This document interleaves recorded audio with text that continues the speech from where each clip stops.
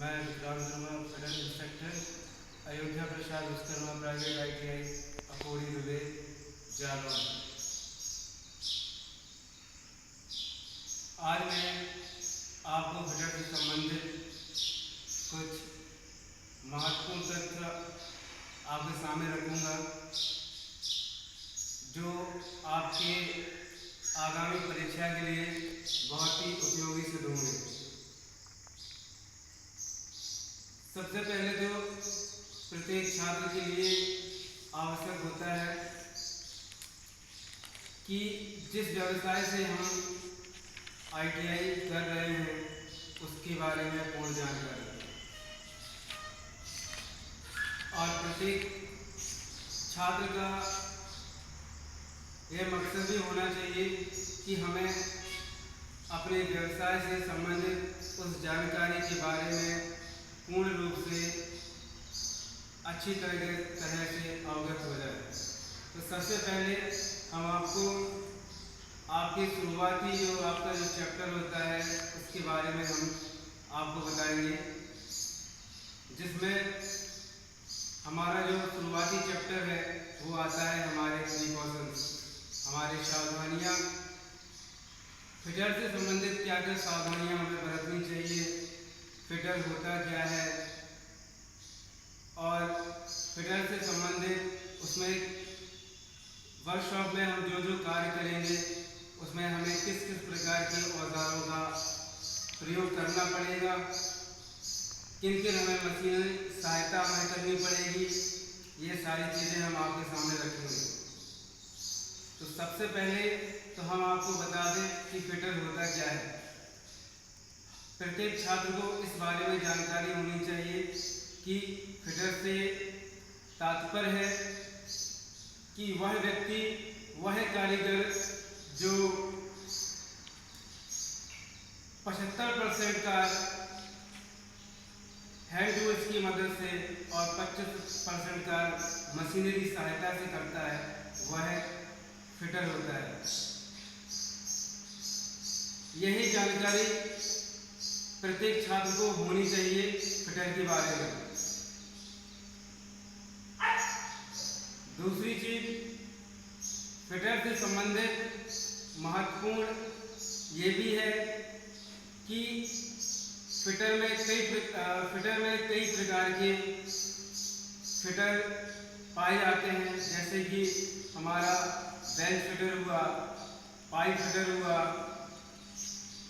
इस प्रकार से अनेक प्रकार के भी फिटर पाए जाते हैं। तो सबसे पहले हम आपको बता दें कि पाइप फिटर का क्या कार्य है। पाइप फिटर में जो फिटर होता है वो जो हमारी पाइप वाइज होती है, पाइप वाइज में जिस प्रकार से हमें कार्य करना पड़ता है वो सारे कार्य हमारे पाइप फिटर के होते हैं। वर्कशॉप में हमें कई प्रकार की कार्य क्रियाएं करनी होती हैं, जिसमें कि जैसे फाइलिंग, हेक्साइंग, ड्रिलिंग, चिपिंग, रीमिंग इत्यादि। इस प्रकार की कई कार्य क्रियाएं हमें वर्कशॉप में किसी भी जॉब बनाने के दौरान ये सारे के सारे ऑपरेशंस करने पड़ते हैं। बिना किसी ऑपरेशन के हम कोई भी कार्य नहीं कर सकते, और ना ही बिना किसी हैंड टूल्स की सहायता से। तो प्रत्येक जो भी फिटर है, फिटर से संबंधित जो हम जिस ट्रेड से हम कर रहे हों उस ट्रेड के बारे में हमें पूर्ण रूप से जानकारी होनी चाहिए।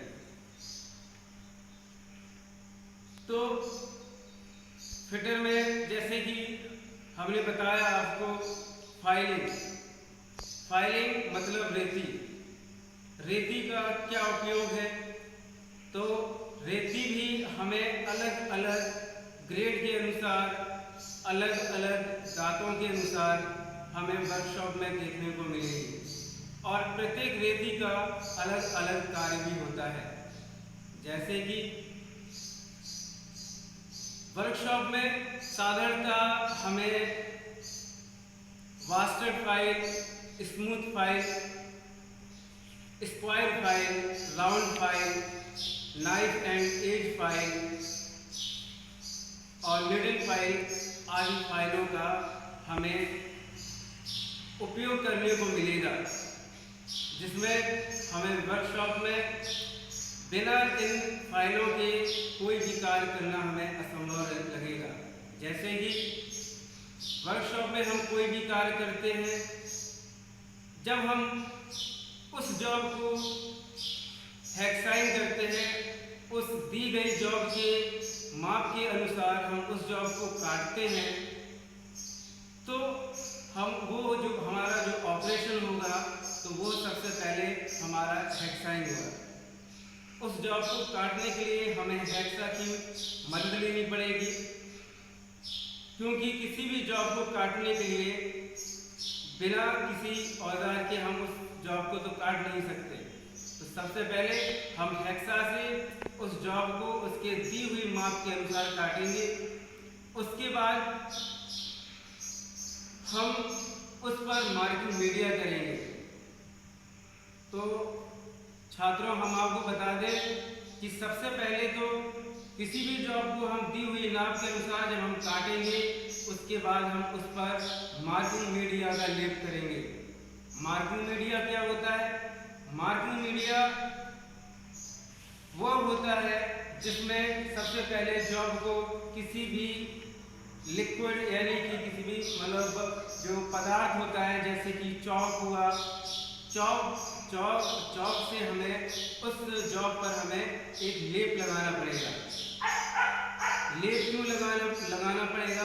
क्योंकि हम उस जॉब पर जब भी कोई रेखा खींचेंगे तो वो रेखाएं हमें स्पष्ट रूप से दिखाई देंगी। स्पष्ट रूप से दिखाई देने का मतलब, जब वो रेखाएं हमें दिखाई देंगी तो उस पर हम क्या करेंगे, पंच की सहायता से उस पर स्थायी डॉट पंच लगाएंगे, जो कि हमारा सही मार्ग प्रदर्शित कर सकें और स्थायी रूप से व्यवस्थित हो सकें। क्योंकि जब हम उस जॉब को काटेंगे तो उस पर हमें लुब्रिकेंट का, उस पर हमें शीतलक का प्रयोग करना पड़ेगा। शीतलक का मतलब होता है पानी से। पानी जब हम उस पर डालेंगे तो वो जो हमने रेखाएं खींची हैं मार्किंग मीडिया के ऊपर पेंसिल की सहायता से और स्केल की सहायता से, अगर वो धुल भी जाती हैं तो जो हमने पंच की सहायता से उस पर जो पंच लगाए थे वो हमें स्थायी रूप से दिखाई देते हैं। उसके बाद में हमें क्या करना होता है, जब हम हमारे मार्किंग मीडिया कर चुके, अब बारी आती है फिर से हेक्साइन की। जो हमने उस पर रेखाएं खींची हैं उसके अनुसार हमें उस जॉब को काटना पड़ेगा। उस जॉब को हमने काटा, फिर उस पर फाइलिंग की। फाइलिंग इस प्रकार से हमें करनी पड़ेगी कि कोई भी जॉब जो होता है वो समकोण की स्थिति में होता है और हम उस समकोण को किस प्रकार चेक करेंगे, वो हम ट्राई स्क्वायर से चेक करते रहेंगे। वो भी हमें अपने, जब हम कोई भी ऑपरेशन कर रहे हों, जब हम कोई भी क्रिया कर रहे हों उस जॉब पर उस दी हुई डिज़ाइन के अनुसार क्रिया कर रहे हों, तो हमें बार बार ट्राई स्क्वायर से उस पर चेक करना पड़ेगा कि यह 90 डिग्री पर है या नहीं। और जॉब की दोनों सतह को, उसकी समतलता को भी चेक करना पड़ेगा। और उसको हम चेक किस प्रकार करेंगे, उसको हम चेक करते हैं अपने सरफेस प्लेट की मदद से। सरफेस प्लेट आपने वर्कशॉप में देखी होगी। सरफेस प्लेट का क्या साइज होता है, 1000 × 2000 mm। ये हमारे वर्कशॉप में पाई जाती है। तो उस सरफेस प्लेट का हम यूज़ किस प्रकार से करेंगे, अपने जॉब की समतलता को किस प्रकार चेक करेंगे, तो उसको चेक करने के लिए हम आपको बता दें, उस सरफेस प्लेट पर सबसे पहले तो हमें ऑयल डालना पड़ेगा। ऑयल डालने के बाद उस जॉब को अपने हाथों से उठाकर उस ऑयल वाली जगह पर लेपित करना पड़ेगा, चलाना पड़ेगा। और उसके बाद एक चीज़ देखना पड़ेगा कि जो हमारा जॉब है उसमें किस किस जगह पर ऑयल लगा हुआ है और किस जगह पर ऑयल नहीं लगा हुआ है। जिस जगह पर ऑयल नहीं लगा है तो उस जगह पे अभी भी कुछ जगह बाकी है हमारे समतल होने में, तो हमें दोबारा से उस पर फाइलिंग करनी पड़ेगी और फाइलिंग लगातार जब तक करनी पड़ेगी कि जब तक उस जॉब पर वो पूरा का पूरा ऑयल ना हो जाए। लेकिन एक बात का और ध्यान रखना पड़ेगा कि हमारा जो जॉब पीस है, वर्क पीस है, हम लोग इतनी फाइलिंग ना कर दें कि पता चले वो जो हमें माप दी गई है वो भी चली जाए। अगर वो चली जाती है तो हमारा जॉब जो हम बना रहे हैं वो भी हमारा बिगड़ सकता है। तो इन सारी बातों को भी ध्यान में रखना पड़ेगा। साथ साथ में वर्कशॉप में तो काम करना ही है हमें, लेकिन साथ साथ में एक और चीज़ का हमें विशेषकर ध्यान रखना है कि ये प्रत्येक छात्र और वर्कशॉप में कार्य करने वाले प्रत्येक श्रमिक को इस बात का ध्यान रखना चाहिए कि सावधानी हटी और दुर्घटना घटी।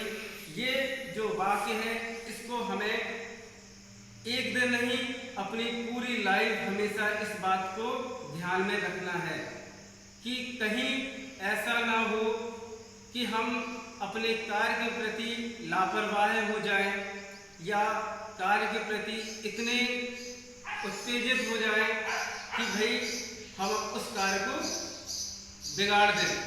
कभी कभी श्रमिक का ओवर कॉन्फिडेंस यानी कि आत्मविश्वास भी श्रमिक के लिए खतरनाक साबित हो सकता है। श्रमिक को अगर किसी भी कार्य को करने में अरुचि महसूस हो रही है तो आप उस कार्य को ना करें। जब आप उस कार्य को करने के लिए रुचि पैदा हो जाए आप उस कार्य को तभी करें। अरुचि होती है तो उस समय उस कार्य को नहीं करना है। वर्कशॉप में हमें कभी भी एक दूसरे के साथ मजाक नहीं करना है, क्योंकि वर्कशॉप में कई प्रकार के मशीनरी औजार होते हैं, हस्त औजार होते हैं। तो इन सारी बातों का हमें विशेष कर ध्यान रखना है कि हमें कभी भी इन अलग करो, चिपक गया। हाँ, इन औजारों को एक जेब में डाल लो। बिना किसी हमें कभी भी इन औजारों को हमें साथ में नहीं रखना है, क्योंकि ये जो हमारे वर्कशॉप में औजार पाए जाते हैं ये अलग अलग धातुओं के, अलग अलग मटेरियल के होते हैं। कई हाई स्पीड स्टील के होते हैं, हाई कार्बन स्टील के होते हैं, एलॉय स्टील के होते हैं। इस प्रकार से वर्कशॉप में विभिन्न प्रकार के हमें औजार देखने को मिलेंगे, अलग अलग मटेरियल के औजार। क्योंकि अगर हम इन औजारों को काम करने के बाद एक साथ रख देते हैं तो क्या होता है, कभी कभी वर्कशॉप में हमारे जो औजार हैं रखे हैं तो एक दूसरे में क्या होता है, एक जो जंग टाइप में होता है ना वो लगने लगता है। जैसे कि हमने सपोज दैट हम चीजल को रखे दे रहे स्क्रू ड्राइवर के साथ, आपने देखा होगा उनमें जंग पैदा हो जाती है। क्यों हो जाती है? क्योंकि अलग अलग मेटल होते हैं, इस वजह से। और ये बात और ध्यान रखनी है कि वर्कशॉप में सबसे विशेषकर यही है कि हमें सावधानी बिल्कुल पूर्ण रूप से बरतनी है। इसके साथ आज के लिए इतना ही।